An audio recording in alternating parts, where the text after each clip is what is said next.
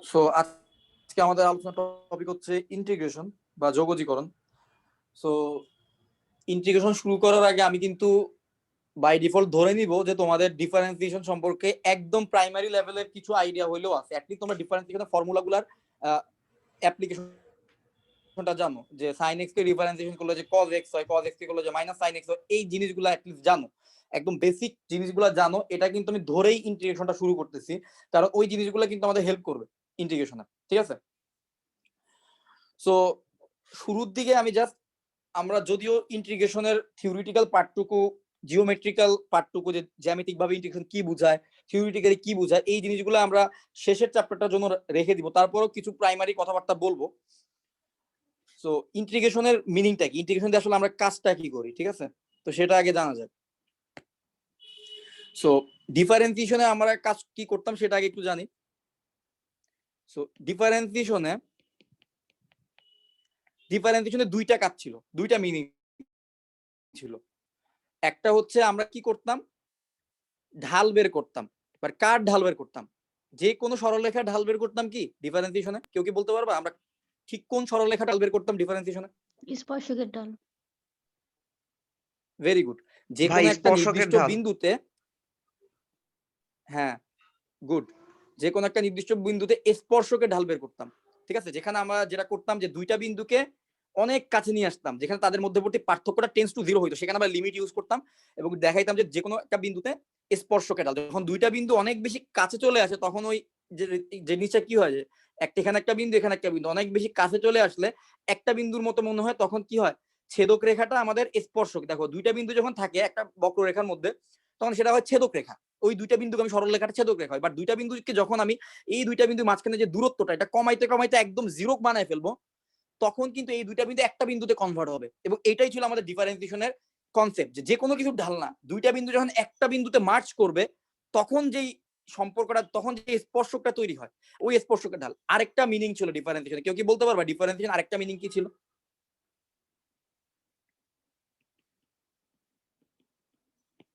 আরেকটা মিনিং ছিল পরিবর্তনের হার। ঢাল মানে হচ্ছে বেসিক্যালি পরিবর্তনের হার। যেমন আমরা সময়ের সাপেক্ষে বেগের পরিবর্তনের হার, এটা হচ্ছে ত্বরণ। তাই তুমি যদি কোনো বেগের ফাংশনকে ডিফারেন্সিয়েশন করো, তুমি কি পেয়ে যাবা? ত্বরণের ফাংশন পেয়ে যাবা। আবার দেখো সময়ের সাথে দূরত্বের পরিবর্তনের হার বা সরণের পরিবর্তন, সেটা হচ্ছে বেগ। তাই তুমি যদি সরণের ফাংশনকে ডিফারেন্সিয়েশন করো, তুমি কি পাবা? বেগ পাবা। তাহলে এই যে কিছু কাজ ছিল, কিছু অ্যাপ্লিকেশন ছিল, সেগুলো হচ্ছে ডিফারেন্সিয়েশন মেইনলি হচ্ছে এই দুইটা। একটা হচ্ছে আমরা যে কোনো বিন্দু ঢাল বের করতাম, আর ওই ঢালটাই কি, ওই ঢালটাই হচ্ছে পরিবর্তনের হার। তাহলে ইন্টিগ্রেশনও নিশ্চয়ই কোন একটা কাজে ইন্টিগ্রেশন জিনিসটাকে ইন্ট্রোডিউস করা হয়েছে। ইন্টিগ্রেশনটা কেন দরকার? নিশ্চয়ই কোনো একটা প্রয়োজন আছে। তো সেই প্রয়োজনটা তোমাদের সাথে একটু আগে প্রয়োজনটা বলি, কেন আসলে ইন্টিগ্রেশনটা দরকার। তোমরা আমাকে আগে বলবা। ওয়ালাইকুম আসসালাম। তো তোমরা আগে আমাকে, আমি তোমাদের আগে শেপ দেখাই। তো তোমরা আমাকে প্রথমে বলবা যে তোমরা এই শেপগুলোর ক্ষেত্রফল জানো কিনা। ঠিক আছে? তারপর আমরা ইন্টিগ্রেশনের ইউজে যাব।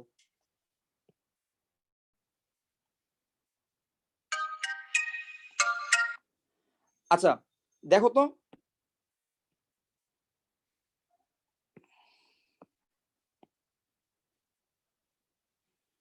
এখানে তিনটা শেপ আঁকছি, এরকম আরো শেপ আঁকা সম্ভব।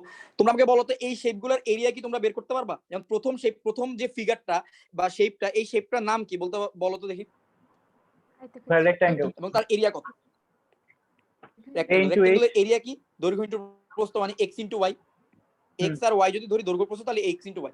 আচ্ছা পরেরটা হচ্ছে বৃত্ত। তো বৃত্তের ক্ষেত্রফল কি? পাই আর স্কয়ার। Very good. আচ্ছা পরেরটা দেখো, পরেরটা একটা ত্রিভুজ। হ্যাঁ পাই আর স্কয়ার। পরের একটা ত্রিভুজ। তো ত্রিভুজের ক্ষেত্রফল কি? হাফ ইনটু ভূমি ইনটু উচ্চতা। ভূমি যদি b হয়, উচ্চতা যদি h হয়, তাহলে half into b into h। Half into ভূমি। আচ্ছা গেল, খুব ভালো কথা। আচ্ছা এখন আমার মনে করো আমি তোমাকে বাংলাদেশের মানচিত্র দিলাম, আমি বাংলাদেশের মানচিত্র আঁকতে পারি না, ধরো এটা বাংলাদেশের মানচিত্র, বাংলাদেশের মানচিত্র হয় নাই। এখন তোমরা আমাকে বলো তো এর ভিতরে আসলে ঠিক কি পরিমাণ জায়গা আছে, সেটাই তো তার এরিয়া, তাই না? এর ভিতরে ঠিক কি পরিমাণ জায়গা আছে সেটাই তার এরিয়া না? এখন বলো তো মানচিত্রের ভিতরে ঠিক কি পরিমাণ জায়গা আছে সেটা কি আসলে আমরা আমাদের কোনো ফর্মুলা দিয়ে বের করতে পারবো? অথবা তুমি যদি আমাদের বাস্তব জীবনের কথা চিন্তা করো, আমাদের দেখা, আমরা যে কোনো জায়গায় যখন তাকাই, আমাদের যে শেপ গুলা বা যে ফিগার গুলা দেখি, তোমাদের কি মনে হয় প্রত্যেকটা ফিগার কি ত্রিভুজ, চতুর্ভুজ আর এই যে কি বলে ট্রাপিজিয়াম বা বৃত্ত, বর্গ এদের সাথে কি ম্যাচ করে? এদের সাথে কিন্তু ম্যাচ করে না। তার মানে এখন তাহলে আমরা কি এদের এরিয়া কি বের করব না? তাহলে এদের এরিয়াটা কিভাবে বের করব?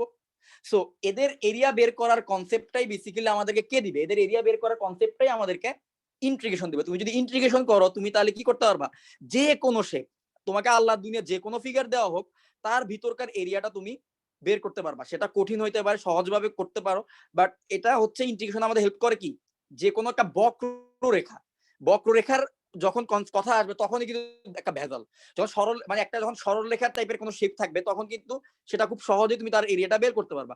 বাট যখনই একটা বক্ররেখার কনসেপ্ট চলে আসবে, ওই বক্ররেখার মধ্যে কিন্তু ঝামেলাটা হয়। বক্ররেখার ভিতরে কি এরিয়া আছে সেটা বের করা কিন্তু খুবই ঝামেলা। তো ওই বক্ররেখার ভিতরে কি পরিমাণ এরিয়া আছে সেটা বের করার কাজটাই বেসিক্যালি ইন্টিগ্রেশন করে। তাহলে আমি প্রথমে একটা ইনফরমেশন মাথায় ঢুকাও, সেটা হচ্ছে ইন্টিগ্রেশন আমাদেরকে ঠিক কি করে, ইন্টিগ্রেশন আমাদের বক্ররেখার ক্ষেত্রফল দেয়, বক্ররেখার ক্ষেত্রফল দেয়। তো এই জিনিসটা মাথার মধ্যে ভালোভাবে গেঁথে ফেলো।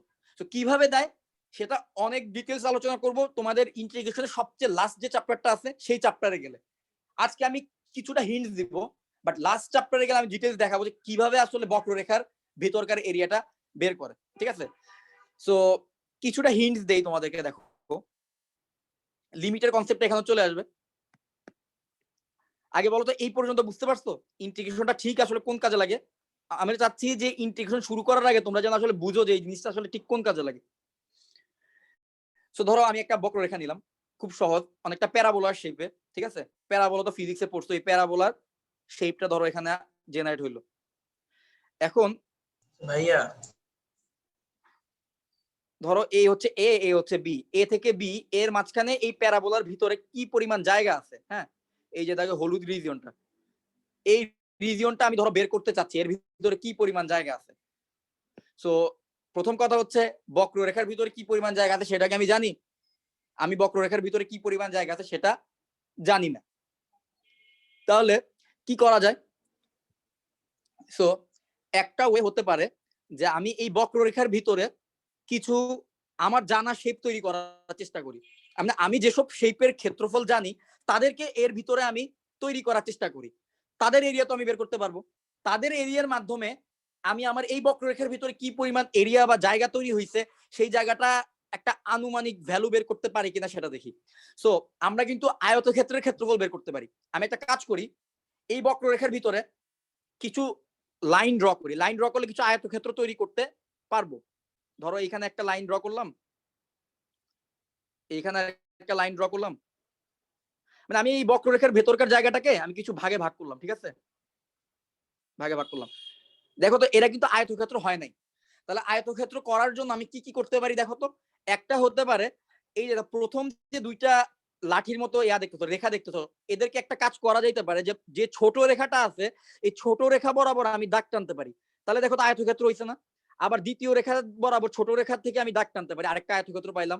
তৃতীয়টার ক্ষেত্রে ছোট রেখা বরাবর দাগ টানতে পারি। চতুর্থটার ক্ষেত্রে ছোট রেখা বরাবর দাগ টানতে পারি, ঠিক আছে? আচ্ছা এইবার তোমরা আমাকে বলো তো, একটু রেসপন্স করো যে এই তোমরা কি এই ভেতরকার যে আয়তক্ষেত্রগুলো এখন তৈরি হলো এই আয়তক্ষেত্রের ক্ষেত্রফল কি বের করতে পারবা? পারবো। সেটা কিন্তু তোমরা পারবা, ঠিক আছে? আয়তক্ষেত্রের ক্ষেত্রফল তোমরা জানো, তাই আয়তক্ষেত্রের ক্ষেত্রফল বের করতে পারবা। এখন আমার প্রশ্ন হচ্ছে যদি তুমি এই যে আয়তক্ষেত্রগুলো তৈরি হইলো তাদের এরিয়াটা বের করে ধরো যোগ করে দিলে, যোগ করে দিলে কি তোমার এক্সাক্ট এরিয়া বের হবে নাকি কিছু কম বের হবে? কিছু কম বের হবে। ভেরি গুড, এইটাই হচ্ছে আমার কথা যে কিছু কিন্তু কম বের হবে। দেখো এখানে কিছু জায়গা কিন্তু খালি রয়ে গেছে, দেখো এই যে কিছু জায়গা, এখানে কিছু জায়গা, এখানে কিছু জায়গা খালি রয়ে গেছে, তাহলে কিছু কম বের হইলো না? আচ্ছা এটা মাথার মধ্যে রাখো। এই জিনিসের এভাবে যে আমরা এরিয়াটা বের করলাম, আমি তোমাদের এখন যে বেসিকটা দিচ্ছি এটা তোমাদের varsity first year second year সব জায়গায় কাজে লাগবে, ঠিক আছে? এত ডিটেল এই বেসিক দিয়ে কেউ পড়াবে না, ঠিক আছে? তার মানে এই বেসিকটা মাথার মধ্যে একটু ঢুকিয়ে ফেলার চেষ্টা করো। ইন্টিগ্রেশনের এই বেসিকটা, ইন্টিগ্রেশন যে কেউ করতে পারবে, বাট বেসিক বোঝাটা মানে তোমাকে অন্য আরো 10টা স্টুডেন্টের থেকে আলাদা করবে, ঠিক আছে? এই জন্য বেসিকটা বোঝার চেষ্টা করো। তাহলে আমরা এখন একটা বক্ররেখার ভেতরের এরিয়া বের করার জন্য কি করছি, কিছু আয়তক্ষেত্র তৈরি করছি, বাট আয়তক্ষেত্রগুলো কি হয়েছে আমাকে আমাদের বক্ররেখা থেকে কম এরিয়া দিছে। বাট আমি অ্যাটলিস্ট এটা তো শিওর যে আমার যেই আয়তক্ষেত্র ধরো এক্সাক্ট এরিয়া, ধরো এটার ভিতরে এক্সাক্ট এরিয়া হচ্ছে 70, আর এখন তুমি আয়তক্ষেত্র গুলার এরিয়া যোগ করার পরে পাইলা হচ্ছে 60। তুমি এতটুকু শিওর না আমার এখানে যে এরিয়া আছে সেটা 60 থেকে বেশি? এটা তো শিওর। সো এটার একটা নাম আছে, এটার নাম হচ্ছে, এটাকে বলা হয় লোয়ার সাম, ঠিক আছে, লোয়ার সাম মানে আয়তক্ষেত্রের এক্সাক্ট এরিয়া থেকে তোমার কি আসবে, এরিয়া কিছু কম আসলো, এটাকে বলা হয় লোয়ার সাম। এখন একটা কাজ করি, সেম জিনিসটাই আমরা একটু রিপিট করি। এবার আমরা আরেকভাবে আমাদের আয়তক্ষেত্রের ক্ষেত্রফলটা বের করার চেষ্টা করি। জাস্ট আর 10 মিনিট একটু থিওরিটিক্যাল কথাবার্তা বলবো, তারপর আমরা ম্যাথ সলভিং এ যাব। আরেকটা ভাবে কিন্তু আমরা আয়তক্ষেত্রটা ড্র করতে পারতাম, সেটা কিভাবে দেখো ভাইয়া আমাদের আয়তক্ষেত্র, হ্যাঁ বলো। 70 কি হোল ক্ষেত্রফলটা? না আমি ধরে নিছি যে হোল ক্ষেত্রফলটা 70, এটা ধরে নিলাম আমি। আর আমার এই যে এখন যে এরিয়া বের করছি সেখানে তো তোমরা দেখতেই পারতো এখানে কিন্তু এরিয়া কম আসছে, ঠিক না? এই বক্ররেখার ভিতরে হলুদ যে রিজিয়নটা, এই রিজিয়নটা আমাকে যে এরিয়াটা দিচ্ছে সেটা কিছু জায়গায় কিন্তু কম আসতেছে। এই যে এখানে কিছু জায়গা খালি দেখতেছো না, অন্য একটা কালার দিয়ে দেখাই, দেখো এখানে এই জায়গাটা দেখো কিছু জায়গা খালি, এখানে কিছু জায়গা খালি, এখানে কিছু জায়গা খালি, এই কিছু কিছু জায়গা কিন্তু খালি রয়ে গেছে। তাহলে ওই জায়গাগুলো কিন্তু আমি তাহলে এক্সাক্ট এখনো কিন্তু আসে নাই, ঠিক আছে? সো এইবার ধরো আমি আরেকটা ভাবেও তো আমার আয়তক্ষেত্রগুলোকে ড্র করতে পারতাম। আমি তো নিচের অংশগুলোকে যোগ করছি। এখানে যে দুইটা লাঠি দেখতেছো তোমরা, এই দুইটা লাঠির উপরের অংশটুকু থেকে যদি আমি একটা আয়তক্ষেত্র রাখতাম সেটাও তো আমি চাইলে করতে পারতাম। আবার এখান থেকে দেখো উপরের অংশটুকু থেকে আয়তক্ষেত্র আনতে পারতাম, এখানে উপরের অংশটুকু থেকে আয়তক্ষেত্র আনতে পারতাম, এখানে উপরের অংশটুকু থেকে আয়তক্ষেত্র আনতে পারতাম। এইবার একটা জিনিস বলো তো, উপরের অংশগুলো থেকে যে আয়তক্ষেত্রটা পাচ্ছি, এই আয়তক্ষেত্রটা যদি যোগ করি তাহলে তুমি বলো তো আসলে আমার এটা রিজিয়নের ভিতরে কি পরিমাণ জায়গা আছে, তার থেকে তুমি কম পাবা না বেশি পাবা এরিয়া? বেশি। আমরা কিন্তু এরিয়া বেশি পেয়ে যাব। তাহলে এটার একটা নাম আছে, এটাকে বলা হয় আপার সাম। আপার সাম। তাহলে আমরা প্রথম একটা জিনিস একমত হই। হ্যাঁ বলো। দুইটার বিয়োগফল করে দিলে কি অরিজিনালটা এসে পড়বে না? না না না না, দুইটার বিয়োগফল করলে অরিজিনালটা কেমনে আসবে? মানে দুইটার বিয়োগফল করলে পার্থক্য থেকে হ্যাঁ পার্থক্য আসবে, বাট দুইটার বিয়োগফল করলে অরিজিনালটা আসবে না। তো এবার আমরা দেখি আমাদের আসলে কিভাবে অরিজিনালের, হ্যাঁ বলো নুহিন বলো। যদি এমন হয় যে আমরা ডাইরেক্ট লাইনটা ফার্স্ট থেকে সেকেন্ড পর্যন্ত টেনে নিলাম তাহলে হবে না? মানে আপনি যে বক্স আলাদা হ্যাঁ ভাবে এখন তুমি চাচ্ছ যে ডিরেক্ট ফার্স্ট থেকে সেকেন্ড পর্যন্ত তুমি একটা আয়তক্ষেত্র টাইম, তাহলে তোমার এররের পরিমাণ আরো বেশি হবে। আমি সেটাও দেখাই। তুমি যদি ডিরেক্ট ফার্স্ট থেকে ধরো এই হচ্ছে কি আমার এয়াটা, এখানে ধরো একটা তুমি চাচ্ছ তো এরকম আমার এতগুলো ছোট ছোট আয়তক্ষেত্র দরকার কি আমি এই বরাবর একটা আয়তক্ষেত্র রাখি, তাই তো? এটাই কিনা দেখো তো। জি ভাই দেখো আমার এক্সাক্ট এরিয়া থেকে আরো বেশি কম পাবো, আমি বেশি কম পাবো। সো তোমরা এই তাহলে এই এক্সাম্পল থেকে বুঝতেই পারলা, যদি আমরা ভিতরে আয়তক্ষেত্রের পরিমাণ বাড়ায়া দেই তাহলে কি তাদের যোগফলটা আমার এক্সাক্টের আরো বেশি কাছে যায়। যেমন আমরা নুহিনের কথা অনুযায়ী মাত্র দুইটা রেখা দিয়ে আমরা একটা আয়তক্ষেত্র তৈরি করছি, মাত্র একটা আয়তক্ষেত্র যখন তৈরি করলাম তার ভেতরে যে এরিয়াটুকু পাচ্ছি সেটা কিন্তু আমার এক্সাক্ট থেকে অনেক বেশি কম হচ্ছে। বাট যখন আমি তার ভিতরে আরো বেশি বেশি আয়তক্ষেত্র তৈরি করতেছি তখন তাদের এরিয়ার যোগফলটা কি হচ্ছে, আমার এক্সাক্ট এরিয়ার একটু কাছে যাচ্ছে, ঠিক আছে? তাহলে এখন আমাদের টার্গেটটা কি? এখন আমাদের টার্গেট তো আসলে এক্সাক্ট এরিয়াটা বের করা। তাহলে এক্সাক্ট এরিয়াটা ঠিক আমরা কিভাবে বের করতে পারবো? সো প্রথমে আবার আরেকটা জিনিস একটু দেখো, এখানে যে আয়তক্ষেত্রর এই জিনিসগুলোকে আমরা বলতেছি ডেল এক্স, ঠিক আছে?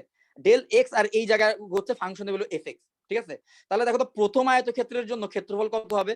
এফ এক্স দৈর্ঘ্য ইনটু প্রস্থ মানে f x into del x, এভাবে করে মানে f one x f of x one, ঠিক আছে?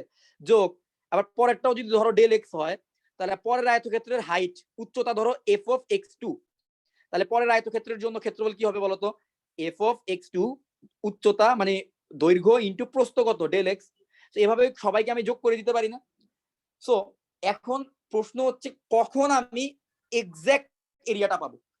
আমার এক্সাক্ট যদি 70 হয় আমি চাচ্ছি একদম 70টাই পাইতে। সেটা করার জন্য আমাকে যেটা করতে হবে এই যে ভিতরে যে জায়গাটুকু আছে ধরো আমাদের এরকম বললো এ হচ্ছে এ, এই হচ্ছে গিয়ে বি, আপনি এবার এরিয়া বের করেন এ থেকে বি এর মাঝখানে। আমাদেরকে যেটা করতে হবে, আমাদের এইখানে একটু ভালো করে তাকাও, আমাদের যে ডেল এক্সটা তোমরা দেখতে পারতেছো, ডেল এক্স মানে কি? ডেল এক্স হচ্ছে এই আয়তক্ষেত্রের প্রস্থ, তাই তো? এখন যদি আমরা এই আয়তক্ষেত্রের প্রস্থটা একদম জিরো বানায় ফেলি, আয়তক্ষেত্রের প্রস্থ জিরো কাছাকাছি মানে টেন্স টু জিরো বানায় ফেলি, তার মানে কি দাঁড়াবে বলতো? আয়তক্ষেত্রগুলো বেসিক্যালি একটা সরল রেখার মতো হয়ে যাবে না দেখতে? দেখো তো অনেক কাছাকাছি, দেখো তো এরকম আরো সরল রেখা ছোট ছোট ছোট ছোট ছোট ছোট যতগুলো এরকম ছোট ছোট আয়তক্ষেত্র তৈরি করব তাদের ক্ষেত্রফল যদি যোগ করে দেই তখন দেখবা আমাদের এরিয়াটা এক্সাক্টের আরো কাছে আসবে। তুমি যত বেশি ক্ষেত্রফল এখানে যত বেশি আয়তক্ষেত্র তৈরি করার চেষ্টা করবা, তত তোমার এররের পরিমাণটা কমবে, তত তুমি এক্সাক্টের আরো বেশি কাছে যাবা। এবং ইন্টিগ্রেশনের যে সংজ্ঞা বা ডেফিনেশন রয়েছে সেখানে বলা হয়েছে যখন আমরা এই আয়তক্ষেত্রের পরিমাণটা ইনফিনিটি করে দিব, মানে অসংখ্য আয়তক্ষেত্র বানায় ফেলবো এ থেকে বি এর মাঝখানে, তখন আসলে এটা দেখতে কেমন হবে? এটা বেসিক্যালি দেখতে তোমরা কি চুল আছে না, চুল, আমাদের যে চুলের যে থিকনেস, চুলের থিকনেসের মতো আয়তক্ষেত্র চলে আসবে এক একটা, মানে এতটাই ছোট ছোট আয়তক্ষেত্র চলে আসবে, ঠিক আছে?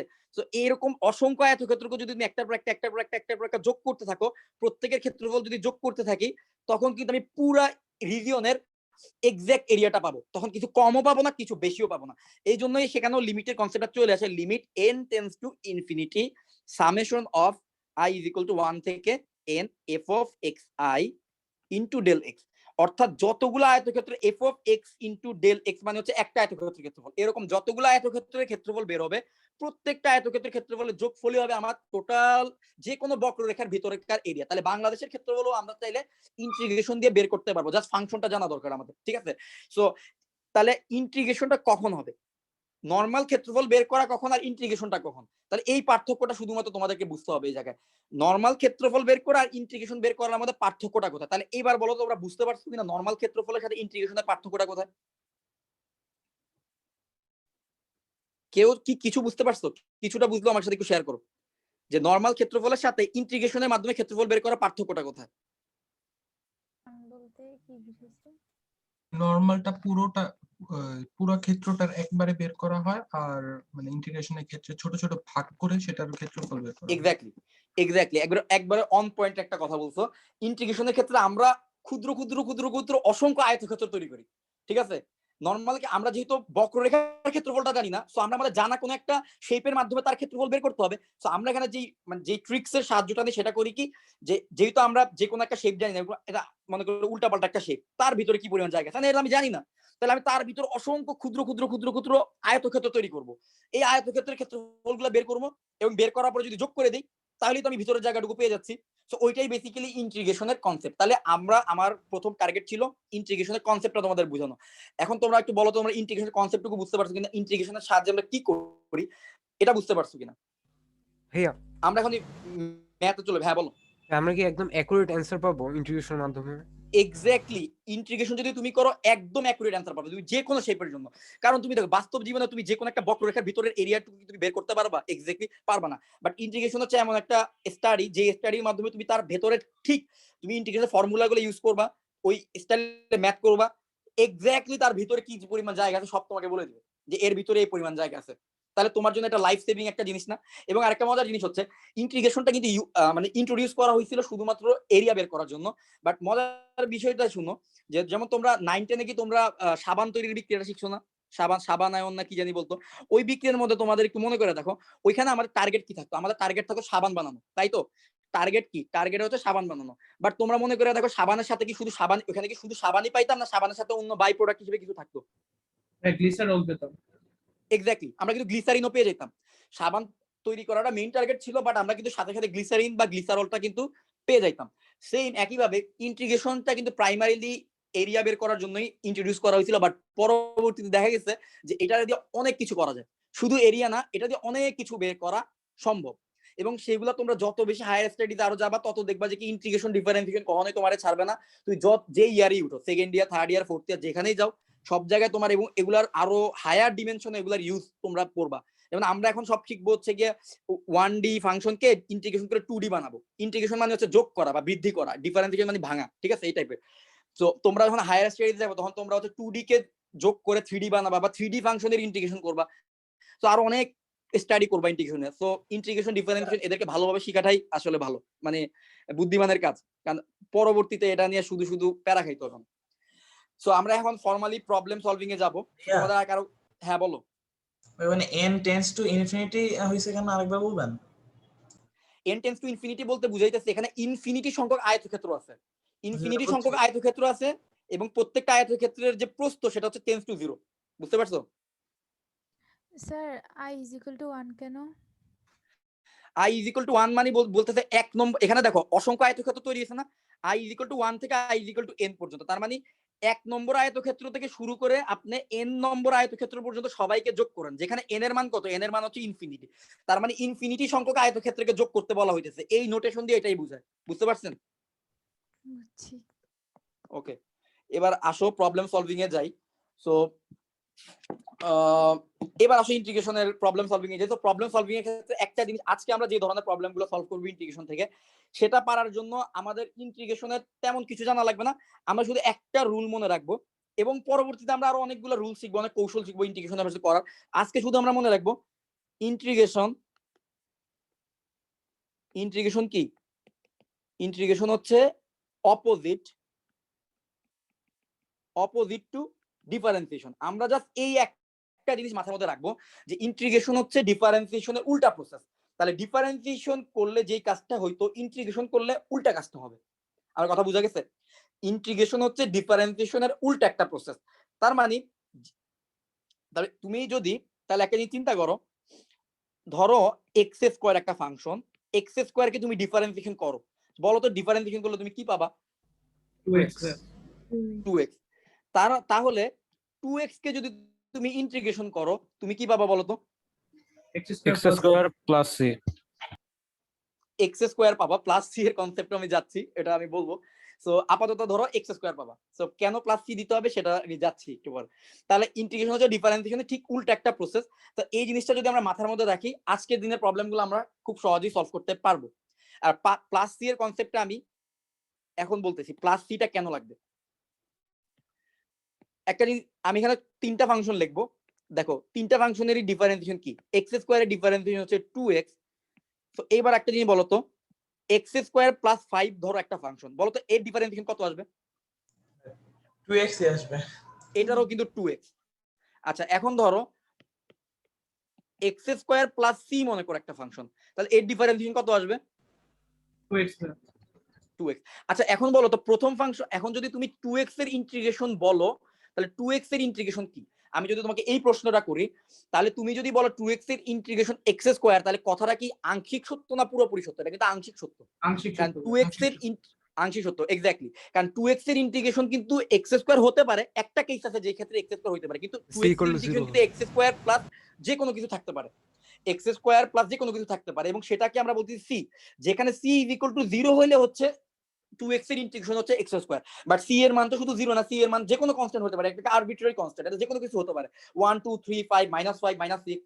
তাহলে সবসময় মনে রাখবা ইন্টিগ্রেশন যখনই করবা তখনই কি করবা, ইন্টিগ্রেশন করার পরে একটা c যোগ করে দিবা, না হলে তোমার উত্তরটা কিন্তু আংশিক সত্য এবং যে কারণে তোমার ফুল মার্কস কেটে দিতে পারে, ঠিক আছে? তাহলে 2x এর ডিফারেন্সিয়েশন, আমরা x স্কয়ার কে ডিফারেন্সিয়েশন করলে 2x পাই, তাহলে 2x এর ইন্টিগ্রেশন কি? 2x এর ইন্টিগ্রেশন হবে x স্কয়ার প্লাস c, একটা c দিতে হবে, cটা যদি ভুল করো তাহলে কিন্তু তোমাদের মার্কস কাটা যাবে, ঠিক আছে? সো এবার একটা মজার জিনিসে আসছি। আচ্ছা বলো তো শূন্যর ইন্টিগ্রেশন কত, জিরোর ইন্টিগ্রেশন কত আসবে? আচ্ছা জিরোর ইন্টিগ্রেশন আগে, আচ্ছা বলো তো আমাকে সি এর ডিফারেন্সিয়েশন কত? যে কোন একটা কনস্ট্যান্ট সি, যে কোন একটা সি কে ডিফারেন্সিয়েশন করলে কি হয়? সি কে ডিফারেন্সিয়েশন করলে 0 হয়, তাহলে 0 কে ইন্টিগ্রেশন করলে সি আসবে না বলো তো? তাহলে শূন্যর ইন্টিগ্রেশন হচ্ছে সি, ঠিক আছে? তো এটা হচ্ছে আমাদের প্রথমে। এবার চলো আমরা ফর্মুলায় যাই, বাট ফর্মুলাগুলো আসলে ওইভাবে আমাদের মুখস্থ করা লাগবে না। আমি তোমাদেরকে জাস্ট একটা একটা করে ডিফারেন্সিয়েশনের ফর্মুলা দেখাবো এবং তার পাশে তার ইন্টিগ্রেশনের ফর্মুলাগুলো লিখে দিব। So ddx of x to the power n, ঠিক আছে? So x to the power n এর ডিফারেন্সিয়েশন ছিল কি n into x to the power n minus 1, ঠিক আছে? আর আচ্ছা বাই দ্য ওয়ে আরেকটা ব্যাপার হচ্ছে ddx হচ্ছে ডিফারেন্সিয়েশন অপারেটর, তোমরা তো সেটা জানো। আর এই যে সামেশনের মধ্যে একটা এই দেখো এই যে সাইনটা দেখতেছো না, এটা সামেশন থেকে আসছে। সামেশন থেকে এই জিনিসটাকে এসটাকে যদি তুমি একটু লম্বা করো, টেনে যদি একটু লম্বা করো, দেখি আমি এখানে লম্বা করতে পারি কিনা, না না এটা লম্বা করা যায় না। আচ্ছা যাই হোক, এসটাকে যদি একটু লম্বা করো তাহলে এই চিহ্নটা আসে এবং এখানে একটা dx বা যেই যার সাপেক্ষে ইন্টিগ্রেশনটা করতে তাকে এই ডান পাশে লিখতে হয় এবং মাঝখানে ফাংশনটা থাকে, ঠিক আছে? ইন্টিগ্রেশনটা হচ্ছে এইভাবে প্রকাশ করা হয়। আচ্ছা এবার আসো ডিফারেন্সিয়েশনের ফর্মুলাগুলো লিখি, তার পাশাপাশি ইন্টিগ্রেশনের ফর্মুলাগুলো লিখি। তাহলে এখন ইন্টিগ্রেশনের ফর্মুলা কি আসবে? ধরো x to the power n এর ইন্টিগ্রেশন করবা, ঠিক আছে?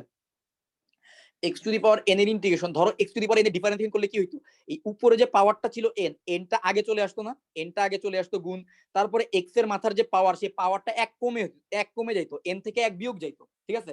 আর ইন্টিগ্রেশনের ক্ষেত্রে হচ্ছে আগে এক্স এর মাথায় যে পাওয়ার আছে সেটা 1 বাড়বে, ওইখানে এক্স এর মাথার পাওয়ার 1 কম, তো এখানে এক্স এর মাথার পাওয়ার 1 বাড়বে। এখন এক্স এর মাথার পাওয়ার কত হয়েছে n+1, তাহলে তুমি n+1 দিয়ে ভাগ দিবা, n+1 দিয়ে পুরো জিনিসটাকে ভাগ দিবা, যোগ সি লিখবা। এবং তুমি দেখো এইখানে যে রাশিটুকু পাইছো এই রাশিটুকুকে যদি তুমি ডিফারেন্সিয়েশন করো তুমি x⁴n পাবা। আমার কথা বুঝতে পারছো? তাহলে এটাকে যদি ডিফারেন্সিয়েশন করি আমি x⁴n পাবো, ডিফারেন্সিয়েশন করে দেখতে পারো, x⁴n কিন্তু পাবা।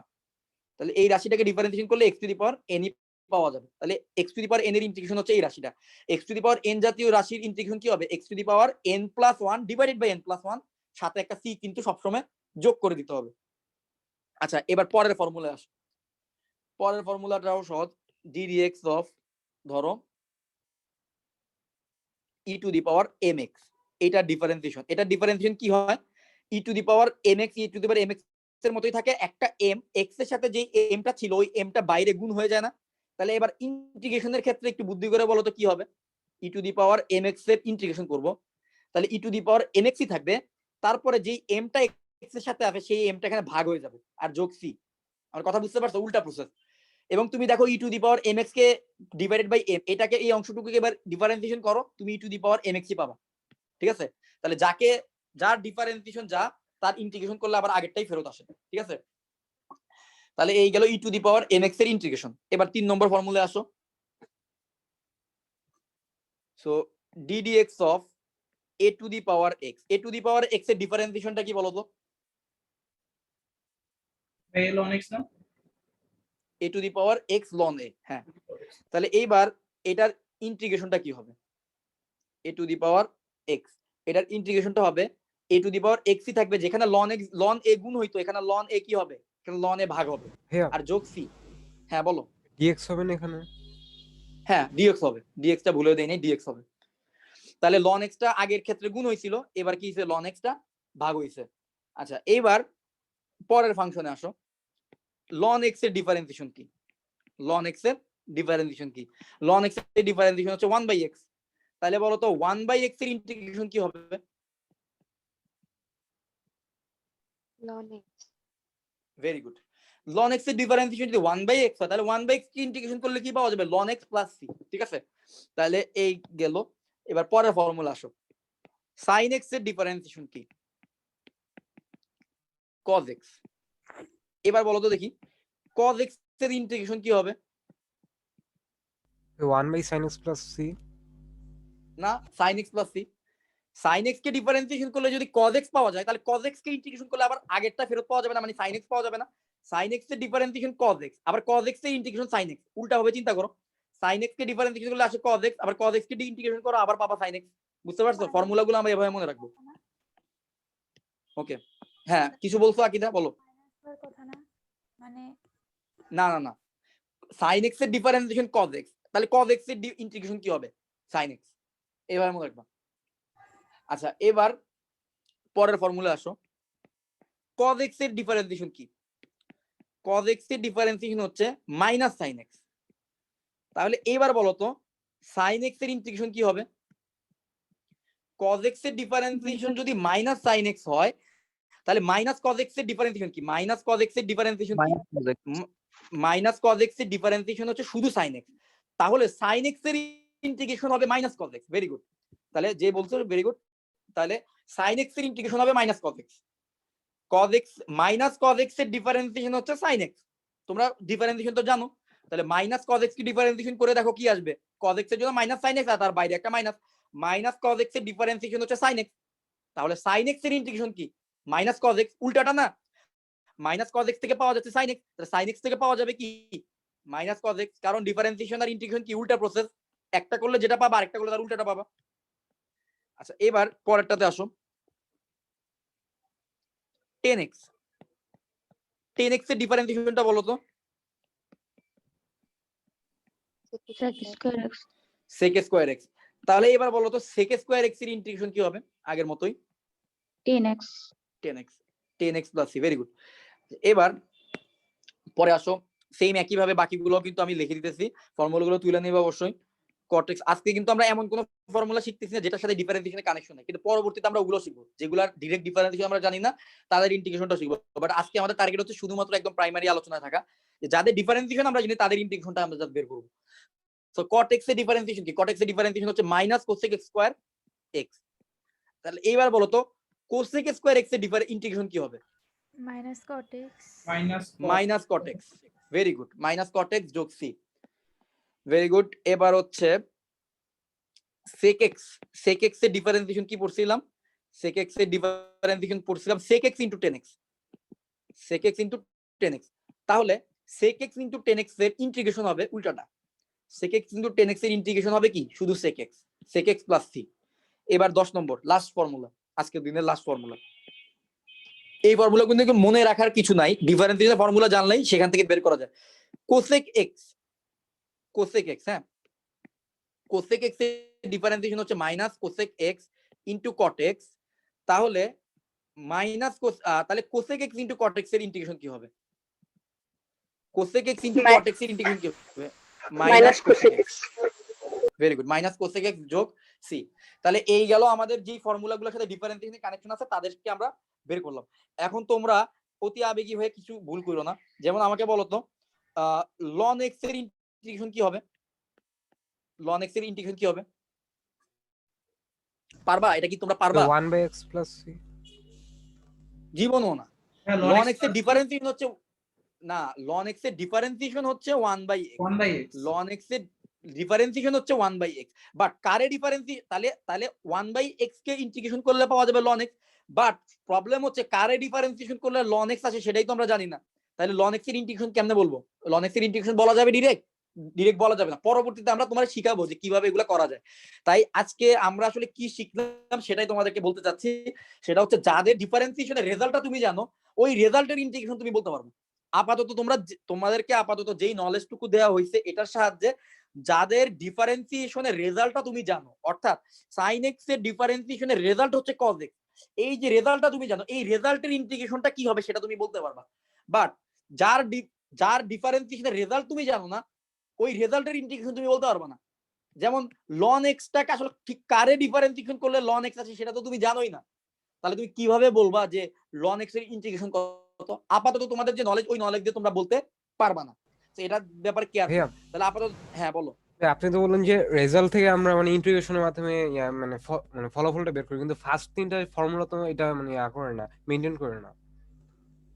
মেইনটেইন করে না কোথায়? তুমি দেখো প্রথম তিনটা ফর্মুলার ক্ষেত্রে তুমি কি দেখো যে তুমি এটাই বলতেছো তো যে x টু দি পাওয়ার দেখো n+1, x টু দি পাওয়ার, এখানে আমাদের x to the power n+1 divided by n+1, তাই তো? তুমি দেখো তো এই জিনিসটাকে তুমি ঠিক কারে ডিফারেন্সিয়েশন করলে এই জিনিসটা আসে? এটাকে তুমি ডিফারেন্সিয়েশন করো, এটাকে ডিফারেন্সিয়েশন করলে তুমি কি পাবা? x to the power n। তাহলে x to the power n K integration করলে তুমি কি পাবা? এই জিনিসটা। এই যে একটু সহজে দেখাই। So x to the power n এর, আমি তোমার কাছে ডিফারেন্সিয়েশনটাকে দেখাই তাহলে তুমি বুঝবা। x টু দি পাওয়ার, আমার ফর্মুলাটা কি ছিল? ফর্মুলা ছিল x to the power n+1 divided by n+1। তুমি এই জিনিসটাকে ডিফারেন্সিয়েশন করো, এটাকে ডিফারেন্সিয়েশন করে বলো তো কি আসে? এটা ডিফারেন্সিয়েশন কি আসবে? n+1 into x to the power n+1 -1, আর নিচে আগে থেকে n+1 ছিল। তাহলে দেখো তো n+1 কাটাকাটি করলাম, আর এখানে 1 1 কাটাকাটি গিয়ে কি থাকতেছে? x to the power n। তাহলে এই তো আমি পেয়ে গেলাম x টু দি, এই যে এই জিনিসটাকে ডিফারেন্সিয়েশন করলে x to the power n আসছে, তাহলে x to the power n K integration করলে এই জিনিসটা আসবে না? তাহলে ওইখান থেকে আর কি আমরা বলতে পারি এই জিনিসটা এরকম, বুঝতে পারছো? বাট ln x এর ক্ষেত্রে কিন্তু আমরা ডিরেক্ট জানি না যে ঠিক কোন ফাংশনটাকে ডিফারেন্সিয়েশন করলে ln x আসবে।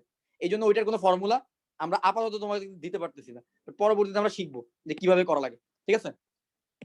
সো আশা করি প্রাথমিক ফর্মুলাগুলো তোমরা দেখছো, ফর্মুলাগুলো একটু আবার একবার একটু দেখানো, পারলে একটু তুলে নাও। এখন আমরা ম্যাথ সলভ করবো এই ফর্মুলাগুলো দিয়ে। আমাদের প্রথম চ্যাপ্টার ইনশাআল্লাহ আজকে শেষ হয়ে যাবে, মানে অশোক কুমার স্যার বইয়ের প্রথম চ্যাপ্টার শেষ করে ফেলতে পারবো এই ফর্মুলাগুলো জানা থাকলে। সবাই ফর্মুলাগুলো একটু, হ্যাঁ বলো। 1টা মিনিট রাখেন, একটু উঠাই নেই। হ্যাঁ তুলো ফর্মুলাগুলো তুলো। আমাদের উপরে জাস্ট দুইটা প্রপার্টি দেখবো আমরা, ইন্টিগ্রেশনের দুইটা প্রপার্টি দেখবো, দেন আমরা ম্যাথ সলভিং এ চলে যাবো।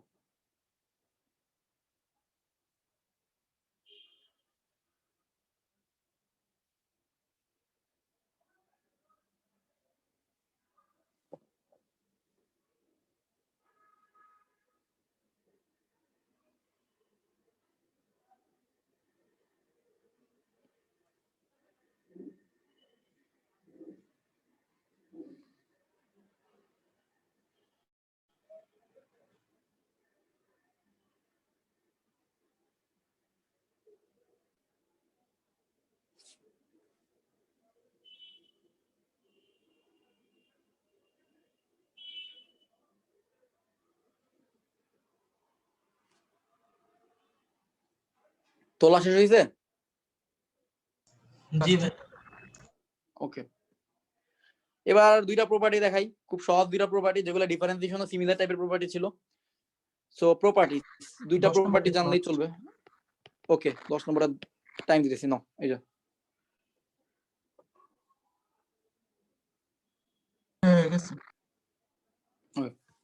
দুইটা প্রপার্টি দেখো। ভাইয়া এখন কি আমার কথা শুনতে পাচ্ছেন? হ্যাঁ শুনতে পারতেছি তো। হ্যাঁ ঠিক আছে, এতক্ষণ কিছু বলছিলা? না বাদ দেন, ঠিক আছে।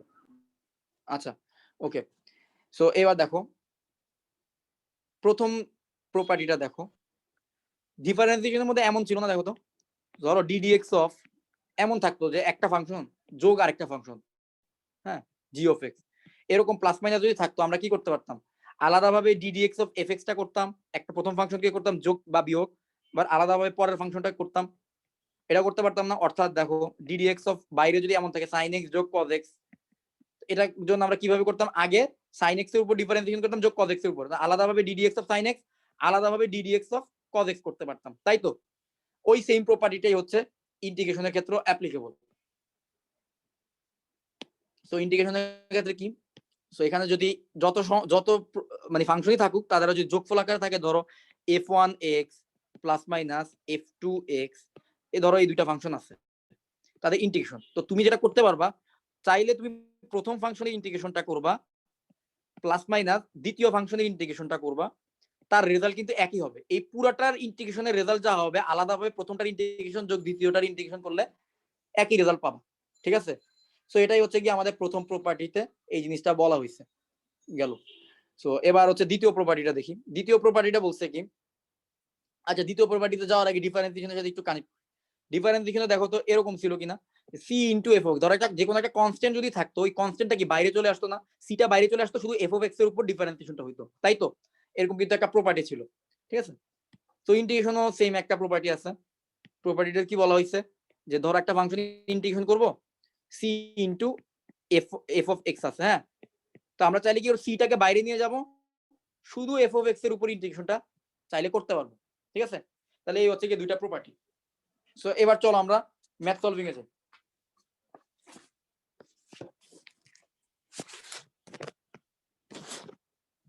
সো প্রথম প্রবলেম, আমি দুই একটা প্রবলেম করে দিই, তারপরে বাকিগুলো আশা করি পারবা তোমরা।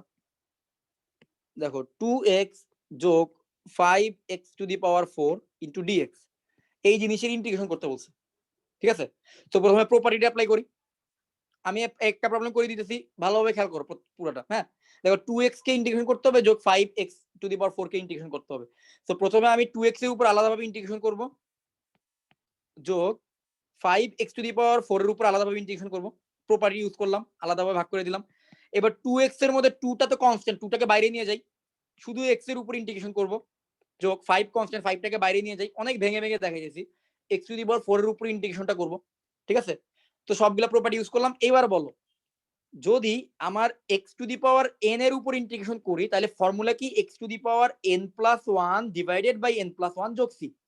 তাহলে এখন আমাকে বলো তো আমার এখানে x টু দি পাওয়ার কত আছে, x টু দি পাওয়ার 1 আছে, তাহলে x টু দি পাওয়ার 1 এর ইন্টিগ্রেশন কি হবে বলো তো, 2 into x to the power 1 plus 1 divided by 1 plus 1, ঠিক আছে? তাহলে এরকম থাকবে না? তো ওইটাই থাকলো। এবার পরেরটা একটু দেখি কি আসে, যোগ 5 into x to the power 4 এর উপর ইন্টিগ্রেশন, তাহলে কি x to the power n plus 1 হয় না, তাহলে x to the power 4 plus 1 divided by 4 plus 1, আর এই পুরাটার জন্য যোগ c, একটা c যোগ করে দিলাম। সো দেখো তো আমাদের ইন্টিগ্রেশনটা হয়ে গেছে, প্রথম ফাংশন ইন্টিগ্রেশন। তো কত আসলে দেখো তো, এই যে 2 আর এই 2 কাটাকাটি, এই যে 5 আর এই 5 কাটাকাটি, আমি সব মিলে কি পাচ্ছি, x স্কয়ার যোগ x টু দি পাওয়ার 5 যোগ c, এটাই হচ্ছে আমাদের প্রথম ফাংশনটার ইন্টিগ্রেশন। তো বলো তো এটা বুঝতে পারছো কিনা তোমরা? হ্যাঁ বুঝতে পারছো? সি কি একবার যোগ হবে? সি দেখো কনস্ট্যান্ট, আসলে কনস্ট্যান্টের ভ্যালু তো তুমি জানো না এক্স্যাক্টলি, সো একটা দিলেই হবে, ওই একটা দিয়েই দুইটা সি কে আমরা প্রকাশ করে ফেলতেছি। ভাইয়া হ্যাঁ বলো। এই সিটা কোন লাইন থেকে দেওয়া স্টার্ট করবো? যখন তোমার ইন্টিগ্রেশনের এই চিহ্নটা উঠায় ফেলবা, ইন্টিগ্রেশনের চিহ্ন উঠায় ফেলবে, ইন্টিগ্রেশনের কাজ শেষ, তখন সি বসা দিবে, বুঝতে পারছো? আচ্ছা, সো আমি আরেকটা প্রবলেম করি।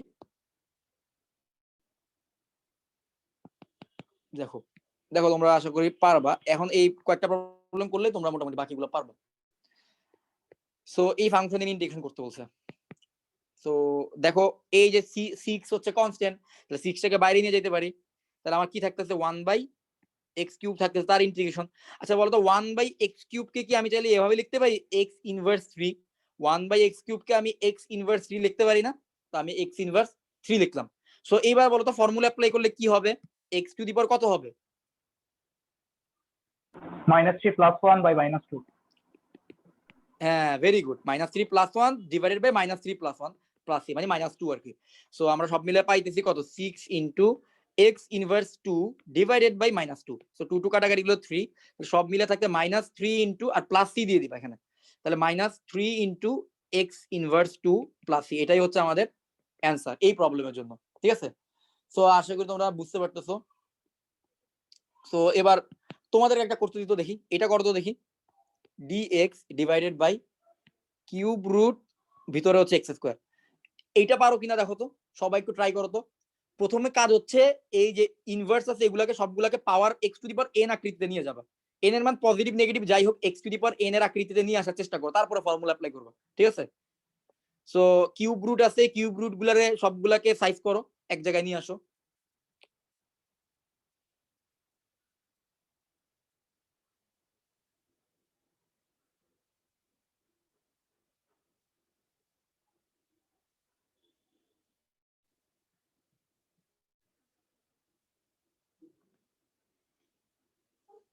তোমাদের যদি হয় আমাকে জানাও, যাদের 3 হবে।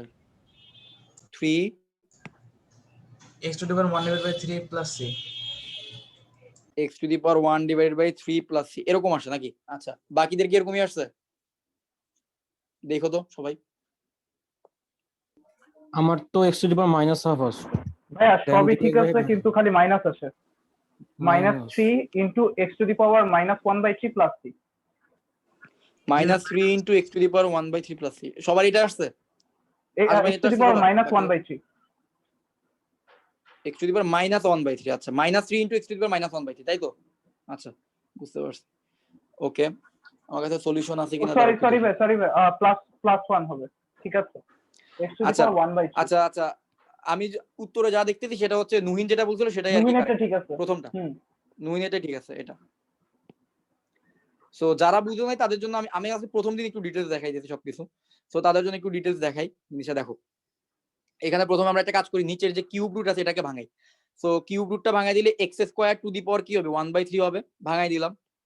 পরের লাইনে আমি চাইলে কি লিখতে পারি, এটাকে যদি গুণ দিয়ে দিই তাহলে একসাথে কি লেখা যায়, x² আর 1/3 গুণ দিলে কি আসবে x⁻²/3। পরে এটাকে কি লেখা যায় x⁻⁻² ইনটু dx এর এয়া। সো এবার যদি তুমি ইন্টিগ্রেশন করো তুমি কত পাবা, x⁻⁻² plus 1 divided by -2/3 plus 1 plus c। এখন x⁻⁻² প্লাস 1 করলে আসবে x⁻⁻1/3, নিচে আসবে আবার 1/3 প্লাস c। এবার 1/3 কে যদি উপরে নিয়ে যাও তুমি পাবা 3 * x⁻1/3 প্লাস c। ঠিক আছে, তো এই হচ্ছে কি আমাদের এই ম্যাথের অ্যান্সার। আচ্ছা, এবার একটা এমসিকিউ টাইপের কোশ্চেন দেখো তো, dz এটার ভ্যালু কত আসবে বলো তো? এটার ভ্যালু কি তোমরা বলতে পারবা, এটা ভ্যালু কত আসবে? c z + c। আচ্ছা আচ্ছা, z + c হবে অ্যান্সার, ভেরি গুড। তুমি একাই চিন্তা করে দেখো, z কে যদি তুমি ডিফারেন্সিয়েশন করো তুমি পাবা 1, এটা তো বেসিক্যালি 1 কে ইন্টিগ্রেশন করা না। z কে যদি dz এর সাপেক্ষে ডিফারেন্সিয়েশন করো তুমি পাবা 1, তাহলে 1 কে ইন্টিগ্রেশন করলে তুমি z পাবা না? আচ্ছা, এখন মনে করো তুমি এই লজিকটা তোমার ভালো লাগলো না, তাহলে তোমরা ফর্মুলা দিয়ে করি। তো এখানে 1 আছে, এখানে তো কিছু নাই মানে তো 1 আছে, তাহলে 1 কে কি লেখা যায়, 1 কে x⁻0 লেখা মানে z⁻0 লেখা যায় না, যেহেতু dz এর সাপেক্ষে ইন্টিগ্রেশন তাহলে z লিখতে হবে, তাহলে z⁻0 লেখা যায় না। 1 কে আমি z⁻0 লিখলাম, তাহলে পরে ফর্মুলা অ্যাপ্লাই করো z⁻0 + 1 ডিভাইডেড বাই 0 + 1 + c, তাহলে এটা কি আসে সব মিলে z + c। আশা করি বুঝতে পারছো। সো পরের একটা প্রবলেমে যাই। আমরা খুবই প্রাইমারি লেভেলে কিছু প্রবলেম করতেছি জাস্ট আইডিয়া দেওয়ার জন্য। 1 + √x * dx। আর ইন্টিগ্রেশনের ক্ষেত্রে একটা জায়গায় সতর্কতা বলি, ইন্টিগ্রেশনে কিন্তু ডিফারেন্সিয়েশনের কোনো চেইন রুল নাই যে একটা জিনিস শিখলা সবগুলো ম্যাথ হয়ে গেল। ইন্টিগ্রেশন কিন্তু প্রচুর প্র্যাকটিস লাগে, প্রচুর প্র্যাকটিস ছাড়া ডিফারেন্সিয়েশন বা প্র্যাকটিস ছাড়াও পারা যায়। কারণ ওই চেইন রুল পারো, চেইন রুল দিয়ে ম্যাক্সিমাম ম্যাথ করে ফেলা যায়, কিন্তু ইন্টিগ্রেশনে কিন্তু এটা হবে না। ইন্টিগ্রেশন কিন্তু আজকে অনেক সহজ লাগতেছে, বাট এরপরে কিন্তু আমাদের প্রচুর প্র্যাকটিস করতে হবে। যখন যে চ্যাপ্টার করাবো ওই চ্যাপ্টার সাথে সাথে করতে হবে, প্রচুর প্র্যাকটিস করলে ইন্টিগ্রেশন আয়ত্তে চলে আসবে। আর ইন্টিগ্রেশন যদি আয়ত্তে চলে আসে, যারা ভর্তি পরীক্ষা দিবে, স্পেশালি এখানে সেকেন্ড ইয়ার অনেক আছে, তারা কিন্তু খুব ভালো লেভেল একটা অ্যাডভান্টেজ পাবা ইন্টিগ্রেশন থেকে। বুয়েট বলো, বলো, স্পেশালি কেউ যদি ইন্টিগ্রেশন, ডিফারেন্সিয়েশন, ত্রিকোণমিতি বাদ দেয়, তার আসলে চান্স পাওয়ার আর ম্যাথ মানে কোনো থাকে না, ঠিক আছে? এতটাই ইম্পর্টেন্ট একটা চ্যাপ্টার ইন্টিগ্রেশন। সো এই জন্য তোমায় বলতেছি যে কি যারা সেকেন্ড ইয়ারে আছো তারাও খুব সিরিয়াসলি চ্যাপ্টারটা করবা, সাথে সাথে এই জন্য অনেক বেশি পরিমাণ ম্যাথ প্র্যাকটিস করবা সবসময় যখন যা শিখবা। আচ্ছা দেখো, এখন এই প্রবলেমটা সলভ করতে বলছে। সো সবসময় মনে রাখবা, কোন সময় যখন দুইটা ফাংশন গুণ আকারে থাকে তখন তাদের ইন্টিগ্রেশন করা খুবই ঝামেলা। গুণ আকারে থাকলে ম্যাক্সিমাম টাইম ইন্টিগ্রেশন করাই যায় না, আর যখন করা যায় মানে করা গেলেও খুব ঝামেলা নিয়ে করতে হয়। এটা হচ্ছে আমার কথার বক্তব্য। সো যেহেতু মানে গুণ আকারে আছে এক্স ইন্টু সামথিং, সো তাদের ইন্টিগ্রেশন করাটা ঝামেলা। সো তাদেরকে যোগ আকারে নিয়ে আসতে হবে। তাহলে একটা কাজ করি, এই এক্স দিয়ে গুণ দিয়ে দিই সবাইকে, এই ব্র্যাকেটটা উঠিয়ে দিই, তাহলে গুণ দিয়ে দিলে কি আসবে, 1 কে এক্স দিয়ে গুণ দিলে এক্স, আর x into root over x, তাদের ইন্টিগ্রেশন, ঠিক আছে? এরপর দেখো, এক্স এর ইন্টিগ্রেশন তো পারবো, যোগ x into root over x এর ইন্টিগ্রেশন। এইবারও কিন্তু আবার দুইটা ফাংশন গুণ আকার, তাদের ইন্টিগ্রেশন তুমি করতে পারবে না। তো এক্স এর ইন্টিগ্রেশন কি হবে, এক্স এর ইন্টিগ্রেশন হবে x to the power 1 + 1 divided by 1 + 1 যোগ, এবার x into root over x কে কি চাইলে আমরা এভাবে লিখতে পারি, x into x to the power half. আবার x into x to the power half কে কি এভাবে লেখা যায়, x to the power 1 + half মানে এক্স টু দি পাওয়ার 3/2 কি লেখা যায়, দেখো তো। তো সেটাই করব এখানে, করলে আসে x টু দি পাওয়ার 5/2। হ্যাঁ। সো এটা সব মিলে আমাদের আসবে x to the power 3/2। So x to the power 3/2 কে যদি ইন্টিগ্রেশন করি আসবে x to the power 3/2 + 1 divided by 3/2 + 1 plus c। So সব মিলে কি আসে, x² ডিভাইডেড বাই 2 যোগ x টু দি পাওয়ার 5/2 যোগ করলে 5/2 আসবে divided by 5/2 plus c। So এটাই হচ্ছে আমাদের অ্যানসার। তো আশা করি বুঝতে পারছো এই প্রবলেমটা। ওকে, সো এইবার তোমাদেরকে একটা করতে দিই, এটা বোর্ড পরীক্ষা আসছে, একটা প্রবলেম করতে দেই। দেখো তো এইটা পারো কিনা তোমরা। গুণ দিয়ে দিবা, এখন যেভাবে করলাম এভাবে গুণ দিয়ে দিবা, গুণ দিয়ে সহজ করো, তারপরে ইন্টিগ্রেশনটা করো। দেখো তো এই প্রবলেমটা পারো কিনা। এটা কি 1/x ভাই? হ্যাঁ, এটা হলো 1/x। হ্যাঁ, 1/x into x plus 1/x, এটার পুরোটার উপর ইন্টিগ্রেশন। অ্যান্সারটা বললো আমাকে।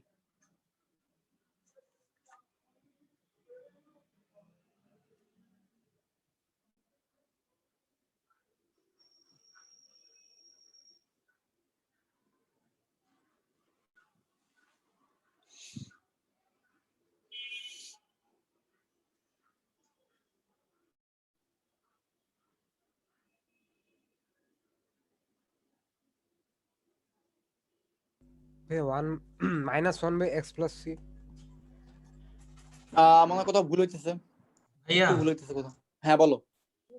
x মাইনাস এটা না, এটা আছে ভাই। হ্যাঁ এই তো, যাদের এটা আসছে তাদের অ্যান্সার কারেক্ট, ঠিক আছে? সো x - 1/x + c, এটা হচ্ছে অ্যান্সার। ওকে, সো এই প্রবলেমটাও গেল।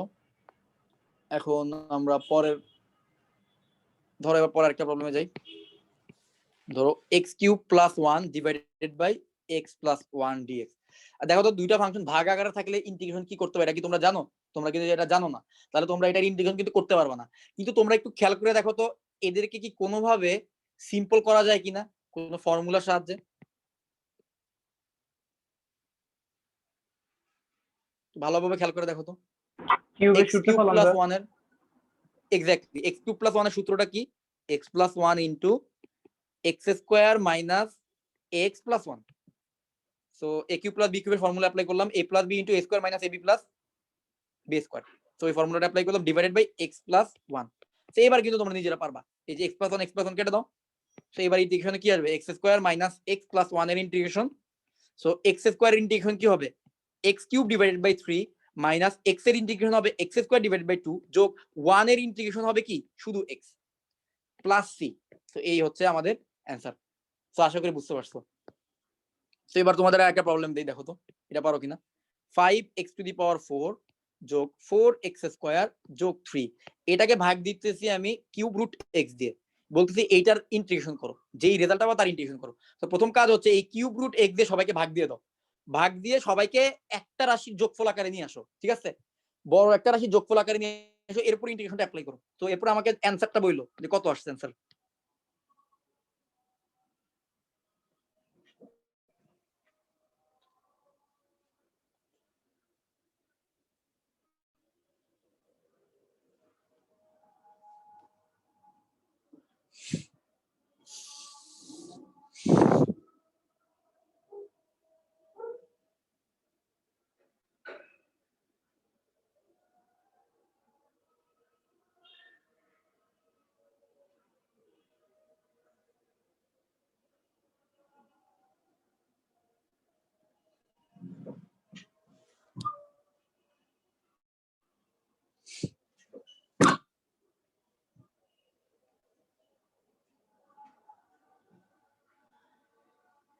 কেউ কি পারছো?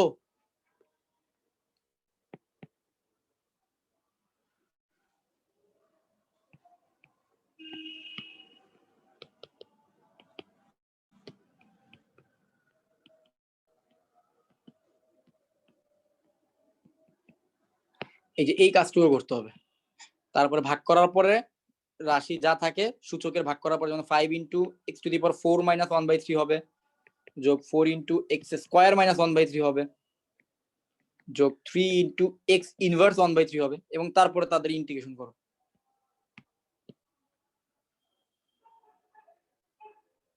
শেষমেশ অ্যান্সারটা কত আসে বললো?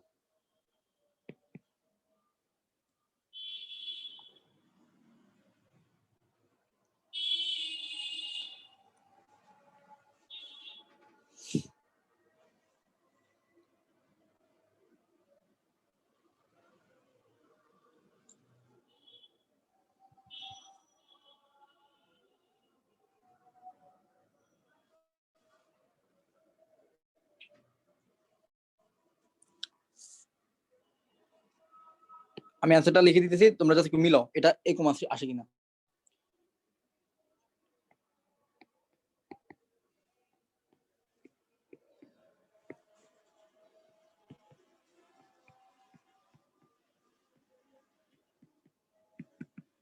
দেখো তো এইটা অ্যান্সার আসে কিনা যারা করতে পারছো।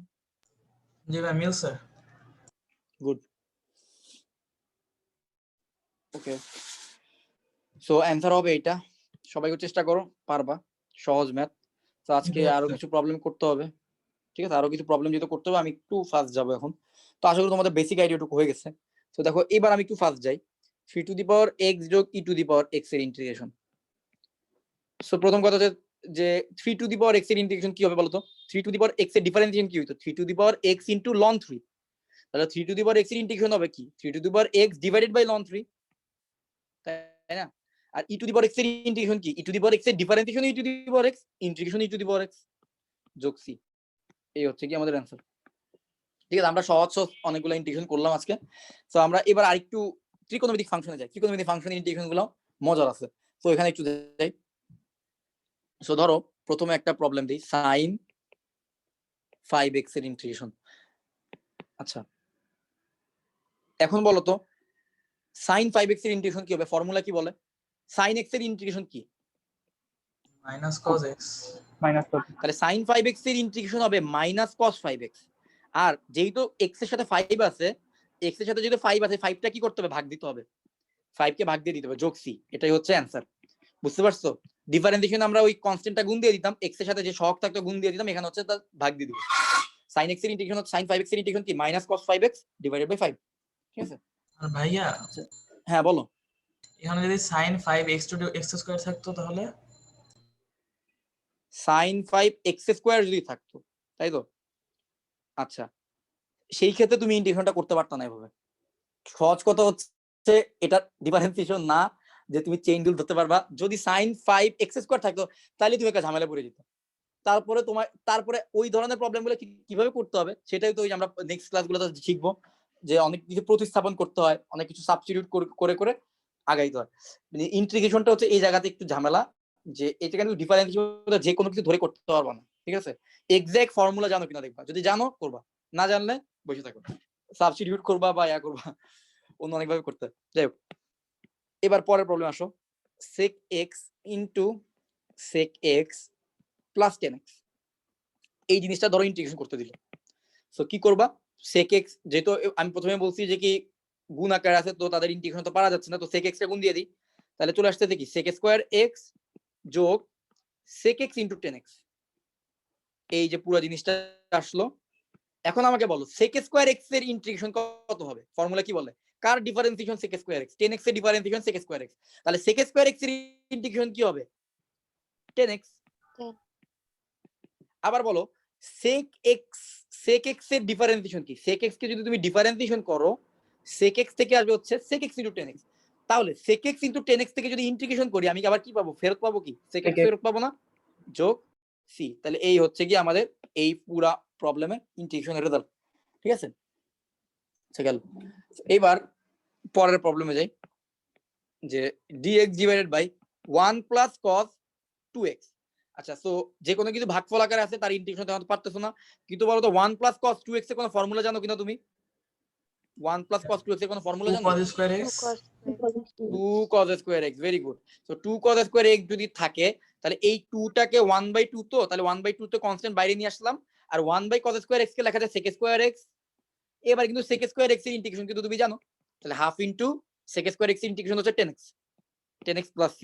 তো এই গেল আমাদের এই প্রবলেমের অ্যানসার। আচ্ছা, তো এবার পরের প্রবলেমটা দেখো তো, এটা বোর্ডে আসা একটা প্রবলেম, এটা পারো কিনা, root over 1 minus cos 2x। So বলো তো 1 মাইনাস cos 2x এর তোমার ত্রিকোণমিতির আইডিয়া কি বলে, 1 মাইনাস cos 2x 2 মানে কি, sin square x sin square x very good. So 2 sin square x বসাই দিই, রুট ওভার dx, তাহলে আমরা পাচ্ছি রুট 2, তো রুট 2 টাকে বাইরে রাখি, রুট 2 আর sin স্কয়ার x কে করলে হবে sin x, আবারও sin x এর ইন্টিগ্রেশন, sin x এর ইন্টিগ্রেশন কি মাইনাস cos x, তাহলে এই গেল প্লাস c, এই হচ্ছে আমাদের অ্যানসার, ঠিক আছে। সো এবার পরের প্রবলেমে আসি। সো যারা ত্রিকোণমিতি ভালোভাবে পড়ছো তারা এখানে আশা করি ধরতে পারবা, sin x যোগ cos x আছে, নিচে আছে হচ্ছে কি root over 1 plus sin 2x। So এটার ইন্টিগ্রেশন করা খুবই ঝামেলা, পারার কথা না, বাট আমরা ত্রিকোণমিতিকে দিয়ে এটাকে সিম্পলিফাই করে দিব। উপরে sin x plus cos x থাকুক, নিচের অংশটুকুকে কিভাবে করতে পারি, কারো কি মনে আছে, 1 কে কি লেখা যাবে, sin square x sin plus square cos x square plus x। c very good, মাশাআল্লাহ ভালোই মনে আছে। 1 কে লিখতে পারি sin স্কয়ার x যোগ cos স্কয়ার x, 1 এর পরিবর্তে sin স্কয়ার x যোগ cos স্কয়ার x লিখলাম, তারপর sin 2x এর পরিবর্তে তার ফর্মুলা ফলাবো 2 sin x into cos x, 2 sin x into cos x into dx, পুরোটার উপর ইন্টিগ্রেশন।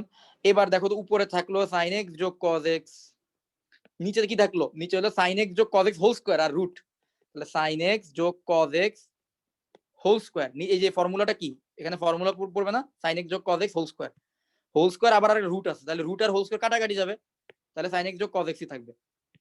তাহলে দেখো তো sin x যোগ cos x sin x যোগ cos x কাটাকাটি না, তাহলে কি থাকলো 1 থাকলো, তাহলে 1 এর ইন্টিগ্রেশন কি হবে, dx এর সাপেক্ষে করলে x x প্লাস c, তাহলে 1 কে ইন্টিগ্রেট করা যেই কথা ছিল, এই যে বিশাল একটা রাশি দেখতেছো এখানে, তারা ইন্টিগ্রেট করা একই কথা ছিল। তো যাদের ত্রিকোণমিতি নলেজ আছে তারা কি করতে পারলো, এটা খুব সহজে সিম্পলিফাই করে নিল নিজের মতো করে, তারপরে প্রবলেমটা সলভ করলো। এইভাবে ত্রিকোণমিতি অনেক জায়গায় পুরো মানে লাইফ সেভিং একটা হ্যান্ড হিসেবে কাজ করে, ঠিক আছে। অনেক জায়গায় অনেক বড় বড় ইন্টিগ্রেশন দেখবা গুণফল আকার আছে, এদেরকে ত্রিকোণমিতির সাহায্যে খুব সহজে যোগফল আকারে নিয়ে আসা যায়, তারপরে করা যায়। যাই হোক, ওগুলো আমরা শিখবো স্টেপ বাই স্টেপ। এখন তোমাদেরকে একটা করতে দেই, আচ্ছা দেখো তো এইটা পারো কিনা, dx divided by 1 minus sin x আছে, 1 মাইনাস sin x এরটা কিভাবে করবা, তোমাদের আসলে কি বলে 1 মাইনাস sin x দেখলে আসলে কি মনে হইতেছে, এখানে ঠিক কি দিয়ে গুণ করলে জিনিসটা সহজ হইতে পারে, 1 plus sin x, very good, 1 plus sin x দিয়ে উপরে নিচে গুণ করে দেই, তাহলে আমার ইকুয়ালিটি সেম থাকবে, তাহলে নিচেও 1 প্লাস sin x উপরেও 1 প্লাস sin x, তাহলে আমার কোনো সমস্যা নেই, একই জিনিস উপরে নিচে গুণ করলাম, কিন্তু তাতে আমার লাভ আছে একটা, কারণ এই ফাংশনটার ইন্টিগ্রেশন আমি পারতাম না, বাট এবার আমি ইন্টিগ্রেশনটা আশা করি পারবো। কিভাবে পারবো, 1 প্লাস sin x আর 1 মাইনাস sin x এর গুণফল কি 1 minus sin square x, 1 minus sin square x মানে কি বলতো cos স্কয়ার x, আমি cos স্কয়ার x লিখতে পারি, cos স্কয়ার x এই পুরোটার ইন্টিগ্রেশন। সো এইবার দেখো তো cos স্কয়ার x তো 1 দিয়ে ভাগ যাবে, তাহলে 1 বাই cos স্কয়ার x মানে কি sec স্কয়ার x, আর sin x কে cos স্কয়ার x দিয়ে তুমি ভাগ দাও, ভাগ দিলে কি পাবা বলো তো, sin x কে cos স্কয়ার x দিয়ে ভাগ দাও মানে কি cos x into cos x, তাই তো? তাহলে sin x by cos x মানে হচ্ছে 10x, আবার 1 বাই cos x মানে কি sec x, ঠিক আছে? তাহলে sec x ইনটু 10x, তাহলে sin x কে cos স্কয়ার x দিয়ে ভাগ দিলে আমরা পাচ্ছি sec x ইনটু 10x। এই জিনিসগুলো তোমরা আশা করি জানো, ত্রিকোণমিতি যেহেতু করেছি এই জন্য একটু ফাস্ট যাচ্ছি, তারপর কারো কোনো প্রবলেম হলে আমাকে বলবো, আমি স্লো যাব। সো sec স্কয়ার x এর ইন্টিগ্রেশন হচ্ছে 10x, আর sec x ইনটু 10x এর ইন্টিগ্রেশন কি বলো তো?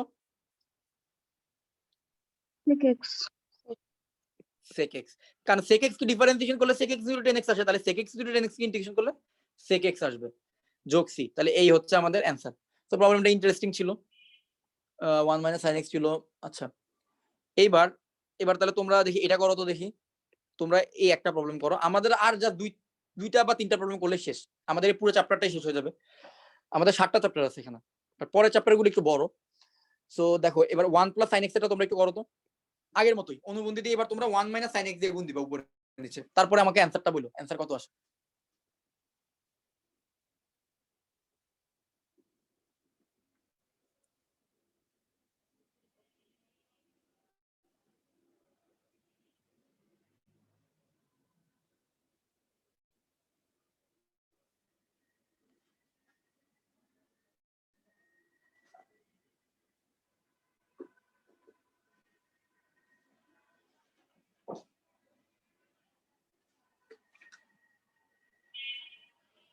tan x minus sec x plus c।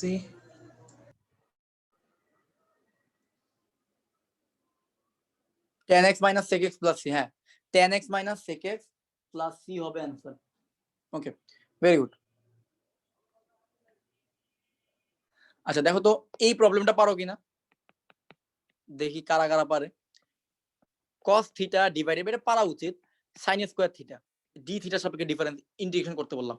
So sin square থিটাকে দুইটা ভাগে ভাগ করে ফেলো, sin theta into sin theta, cos theta divided by sin থিটাকে লেখা যায় cot থিটা, আর 1 বাই sin থিটাকে লেখা যায় cosec theta. Then cosec theta into cot theta formula আশা করি তোমরা জানো, সো ওইভাবে একটু করো।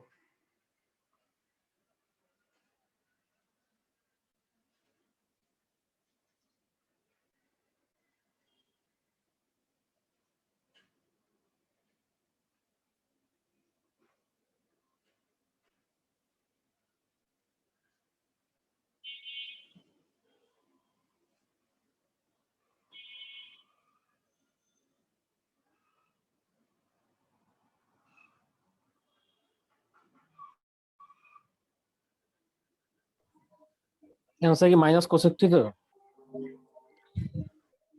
ওয়েট দেখতেছি, হ্যাঁ অ্যানসার হচ্ছে minus cosec theta plus c, minus cosec theta plus c. আচ্ছা বলো তো বাকি সবাই পারছো কিনা এই প্রবলেমটা, পারছো সবাই? জি ভাইয়া। Okay good. এবার পরের প্রবলেমে যাই। আচ্ছা এবার পরের একটা প্রবলেমে যাই, আর দুইটা প্রবলেম করবো বরাবর, না তিনটা করবো।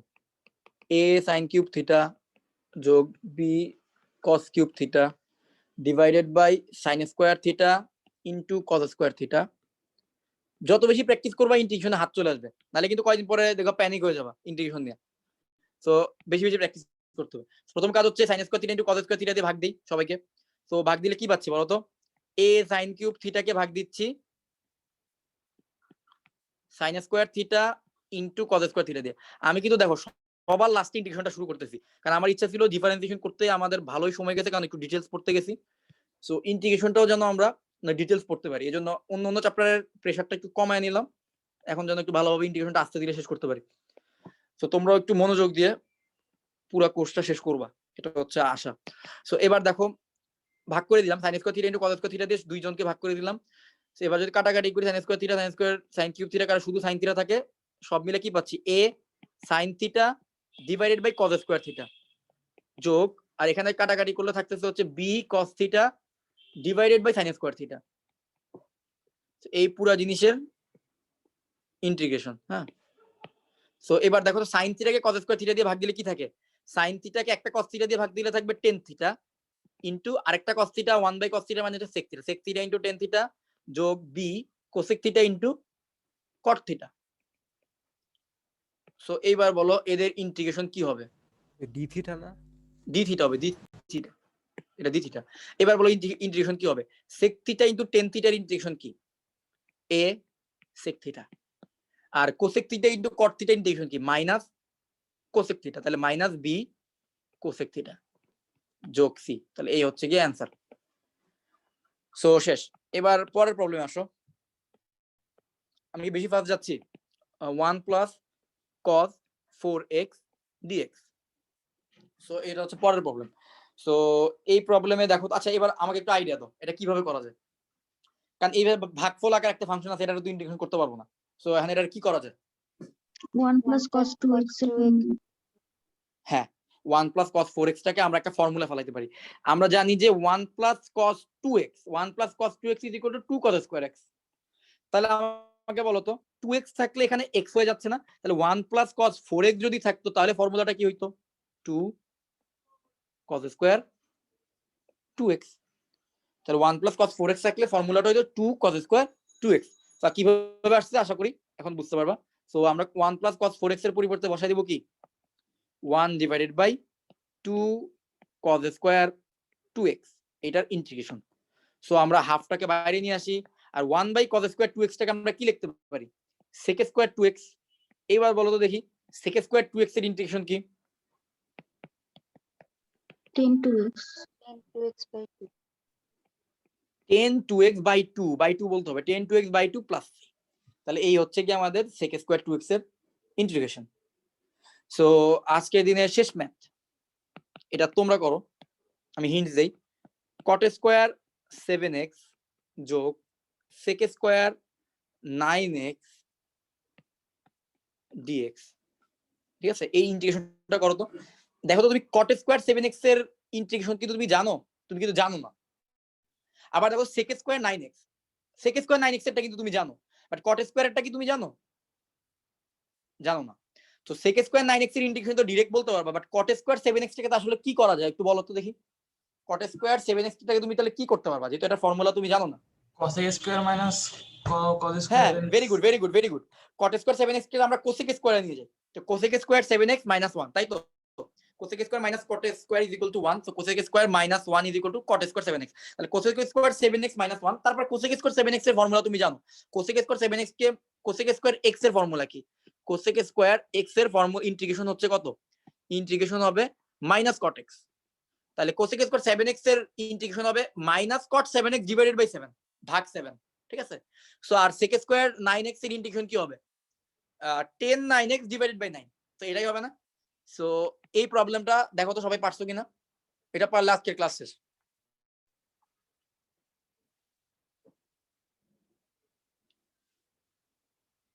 চ্যাপ্টার কি শেষ ভাই? ফার্স্ট চ্যাপ্টারটা অসীম কুমার সাহা স্যারের বইয়ের ফার্স্ট চ্যাপ্টার শেষ।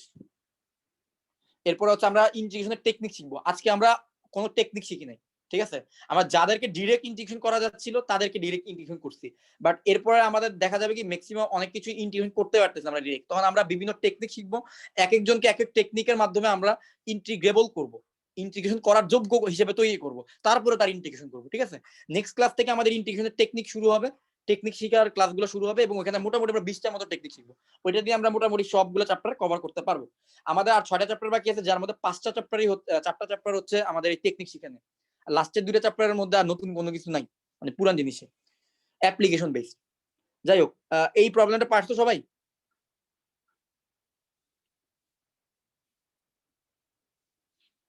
আচ্ছা ভাই, আমাদের ইন্টিগ্রেশনের ফার্স্ট চ্যাপ্টারে তো এগুলার ছাড়াও আরো কয়েক টাইপের ম্যাথ আছে। হ্যাঁ, তোমাদের ওই কেতাবুদ্দিনের কথা বলতেছি তো, কেতাব আমি পুরো কোর্সটা শেষ করি, সব বইয়ের সবকিছুই কভার হবে। তবে আপাতত আমি যেহেতু অন্য একটা বই ফলো করতেছি, তো ওইটার সাথে মিলে আমি পড়াচ্ছি, ঠিক আছে? বাট সবকিছু চলে আসবে, ওই বইয়ের জিনিসও চলে আসবে, ঠিক আছে? সমস্যা কিছু নেই। ওকে, সো আজকের ক্লাসটা তাহলে এখানে আমি শেষ করতেছি।